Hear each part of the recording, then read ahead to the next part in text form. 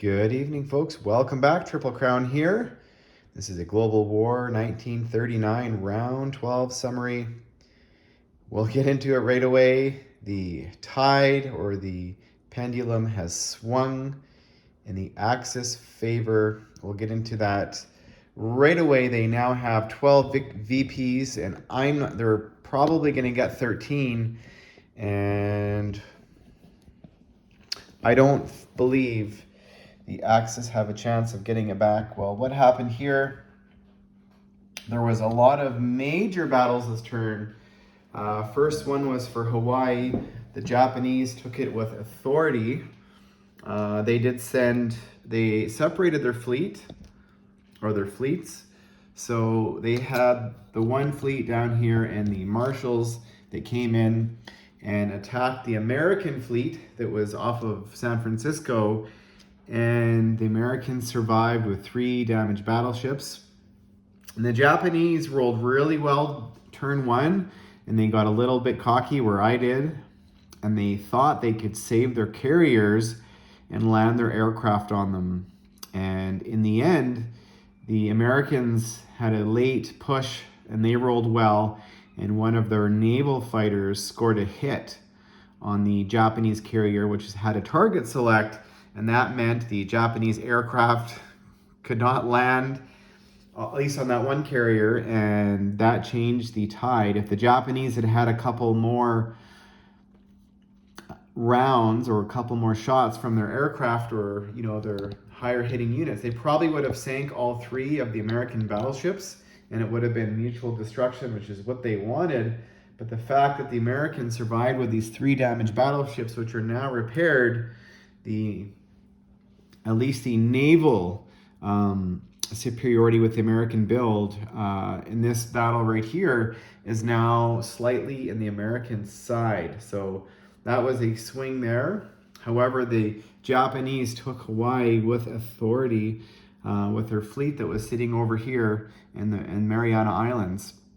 And they came in, and even though there was a coastal gun there, in a fortification, they lost 1 destroyer to the coastal gun. They lost 1 aircraft to AAA fire. But their ground units, they scored 5 hits round 1, and the Americans only had 8, and the Japanese were attacking with 14. So after that, it was just a matter of time. But I think this is in the Japanese favor because it's round 12. So America has 2 rounds left to clear this Japanese fleet out of the way and kill these 14 or however remaining ground units are left, which is 10 ground units there. So what Japan could do is, build an air base, fly all their fighters there, and build a fortification and make it absolutely pure awful for the Americans to take back. Now, it's not all doom and gloom because the Commonwealth, combined British, Australian, Canadian, New Zealand fleet is sitting here, and they built their own naval base in the Gilbert Islands, and they are going to try and take a poke either at this Japanese fleet next turn if it remains, or come over here and link up with the Americans off of San Francisco with their with their naval base. So that is a huge tide. They decided not to try and go over here and try and get rich to take back some of these money islands, because the only VPs here are Singapore and and the Philippines, and the Japanese just have too much, I believe, at least right now. The focus right now is Hawaii, and the Japanese currently have 5 units or 4 units here in a AAA, and they've got a stack of about 8 or 9 units there. That's all they have to do is slide down to Singapore. So I don't think Singapore is on the table. Calcutta is not on the table. And there was another large battle here, a bit of a seesaw action. So the Japanese did send everybody into this territory here of Iroquois, and they survived with 10 ground units and their entire air force. I believe they shot down the Siamese fighter. So there's that decimated the Chinese, the KMT, and I think about 26 or 27 Russian units that were there. And the Russians that were in Novosibirsk counterattacked, and it was mutual destruction. The Japanese survived with 2 units, a armor and a veteran infantry, and the British came in with authority from over here, and they took it back. So at least for now, actually the this is what the KMT never had their turn. They're going to do this with their cavalry. They're going to liberate those territories, and they didn't collect any money, so now they have 6 next turn to spend. So that is the KMT turn, which I forgot to do. So those 3 cavalry, may as well use them and push the Japanese back, because the Japanese, they did purchase Navy this turn. They bought 2 more carriers, a couple destroyers, and a couple submarines. And their fleet that was sitting on Tokyo couldn't make it to Hawaii, so it went to the naval base on Mariana. So the Japanese currently have a follow-up of 4 submarines, a destroyer, and a 0 fighter sitting off there. And all this stuff is 2 sea zones away. So that's going to be a battle there. The Japanese did build a small contingent of fast movers on the coast, just to keep the Russians and now the British and the KMT away. And they still have their Air Force intact, which is all up here. There's 6 aircraft there, plus a medium bomber sitting down here. And those are probably going to link up with some aircraft carriers, the ones that were freshly built over here, and start making some trouble in the Pacific. Over here, the Russians now, the Germans have resecured Moscow with authority, which is no longer the victory or the capital for Russia. It's now at Novosibirsk, so there's no money exchanging hands when that happens.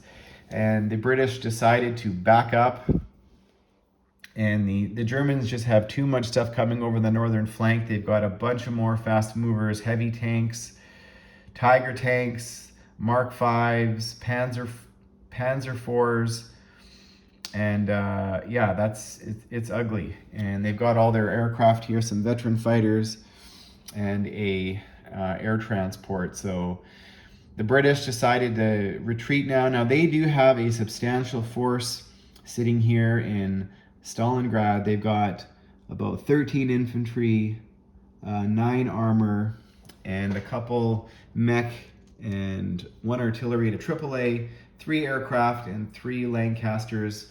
They decided to try and take back some of these Russian territories in the Crimea and eastern Ukraine and Oleg Kursk. This was more of a blocker move, but down here there were some Italians, and they've just been collecting that money the whole game, and the British said enough is enough, and they decided to go take those territories back. Still a standoff here with the Japanese and the British. Nobody seems to want to do anything. The Japanese know that if they do not want to get too far from Calcutta, and the British have other plans to keep reinforcing Stalingrad. So, but the British just have so many transports on the board. Now they do have a naval base here now.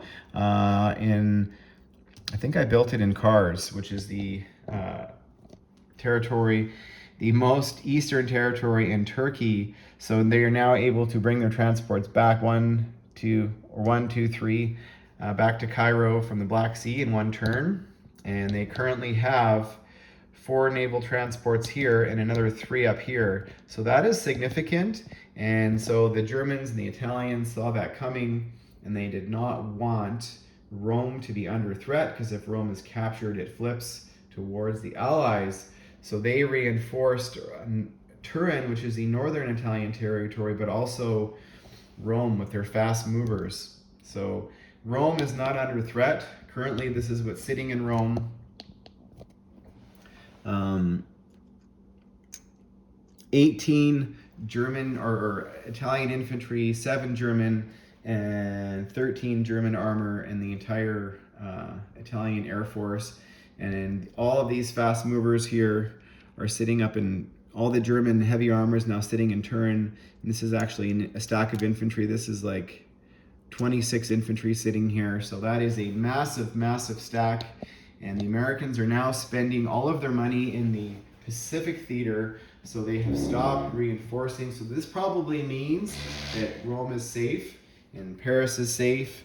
So the Allies have to make some hay here. They played a little bit of ping pong with the Germans in Reims. So the Germans went in and took Reims back with 6 infantry. They lost 1, and the British came back, and they currently have 12 infantry sitting there in a AAA. So the Germans are going to have to take it back, and they've got a stack of 30 infantry there and 6 armor, plus their medium and heavy bombers sitting there. So little bit of a and this is the stack of the Allies sitting in Marseille, ready to go into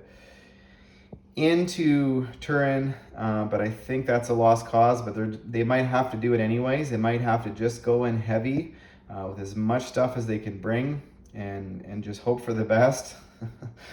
But I don't like the odds for the Allies. I think it'd be, if they do not win that battle, they are opening up to losing Paris, and because they currently the British don't have enough armor, and the Americans. So if the British go in, even though they have a lot of infantry, they don't have a lot of heavy hitters, and it's just not going to bode well for them. And yeah, it'd be up to the Americans, and I just don't believe they have enough to do it. But I will be taking a poke. It'd be round 14. So they've got one more round to maybe build up. Maybe they should go next round if they're not going to be sending more units to prevent the Italians from building up more. Now the Italians, they only made 17 IPP last round, which is the lowest they've had for a long time. So that's happening there. Forgot to point out, the Canadians built a medium bomber, another armor over here, and an infantry. And what's protecting San Francisco is the 3 Canadian aircraft sitting in San Francisco for the scramble. And there's another fighter in Western United States. So currently, all this UK Commonwealth stuff all goes at the same time. So if the Japanese decide to take a poke at this American fleet, or whatever they're going to do, it's all going to attack together. So that is the end of round 12, and I believe I'm going to say this is going to be an early Axis victory. I think that Stalingrad will eventually fall. There's just too much stuff coming now, so it will be interesting, folks, but stay tuned for round 13.